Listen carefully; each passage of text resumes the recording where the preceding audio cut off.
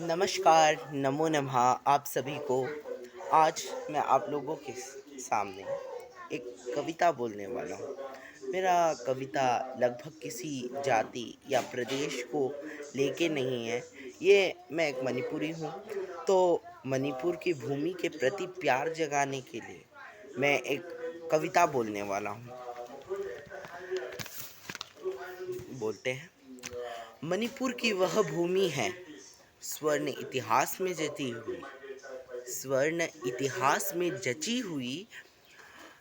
नेहरू जी ने दी थी उपाधि स्विट्जरलैंड की, नेहरू जी ने दी थी उपाधि स्विट्जरलैंड की। कब पता चला कि हमारी मणिपुर की भूमि में ये आफत आई। प्रकृति के सभी प्रगति के संग सभी झूमे, प्रकृति ही सबकी माता।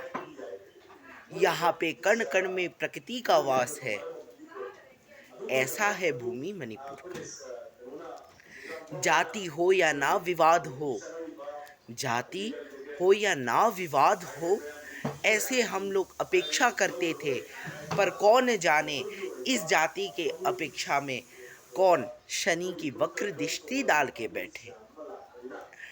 तब तक हम बोलते रहे, माफ कर दो, हम कोई भी युद्ध नहीं चाहते, पर युद्ध का संग्राम छेड़ दिया है तो हम भी युद्ध के संग्राम में संग्रामकारी ही बन के आएंगे। युद्ध में जैसे कौरव और पांडव में भाई भाई के बीच युद्ध हुआ, वैसे प्रकार मणिपुर के भूमि में रक्त लहू लुहान की तरह इसमें आँख उठाने वाले, उंगली उठाने वाले कई सारे आए। पर ये जान लो कि मणिपुर वह भूमि है जिसमें क्रांतिकारियों ने बहुत जन्म लिए। केदारनाथ में बाढ़ बाढ़ अत्यंत प्रलय आया, बाढ़ ने सभी घरों को निकाल फेंका, पर मंदिर का कुछ ना हुआ, क्योंकि कण कण में महादेव वास करते हैं। वैसे ठीक प्रकार इन पवित्र मणिपुर के भगवान, जिसमें कण कण प्रकृति वास करती है, उन सभी भगवानों के मंदिर में आग लगाया गया तो कहा गया सनातन, कहा गया सनातनी। सनातन हम लोग भी मणिपुरी के लोग सनातनी हैं। कैसे? हम लोग कृष्ण भक्ति में अत्यंत प्रिय है। यहाँ पे आप देखोगे तो श्री श्री गोविंद कण कण यहाँ पे वास करते हैं, तो बोलते हैं कि ये हमारी प्रजाति नहीं है, मार डालो।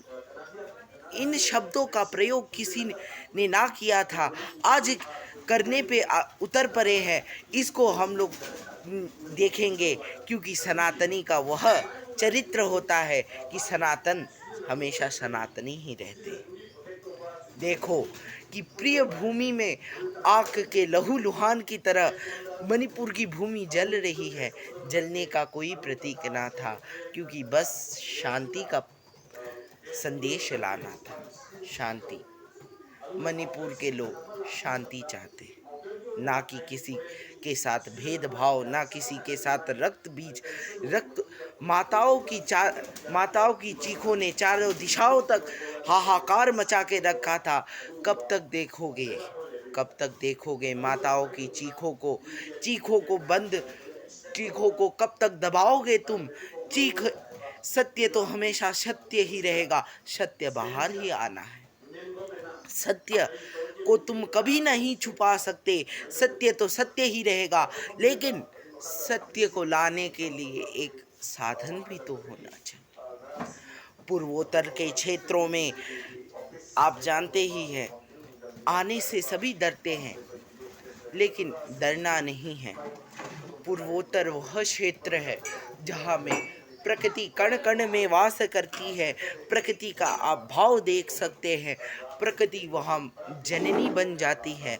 उस पूर्वोत्तर क्षेत्र में मणि की तरह, स्वर्ण पक्षी की तरह भारत के इतिहास में सुशोभित होता है मणिपुर। तो उस मणिपुर को क्यों बर्बाद करने पे तुले हो आप? मैं कठोर शब्दों का प्रयोग नहीं करूँगा, उतने शब्दों के पास मेरे साधन नहीं है, पर यह बताना चाहता हूँ कि जो भी आप कर रहे हैं उसे हाथ जोड़ के आप लोगों से विनती करते हैं कि मणिपुर जैसे महान प्रदेश को आप दोबारा ऐसे भाव भाव में और अलग अलग ना करे, क्योंकि मणिपुर वह प्रदेश है जो अपनी माताओं के प्रति प्यार रखता है, ना कि किसी स्त्री पे कलंक उठाने वाले शब्दों का प्रयोग नहीं करता। ऐसा है मणिपुर भूमि। धन्यवाद आप सभी को। नमो नमः।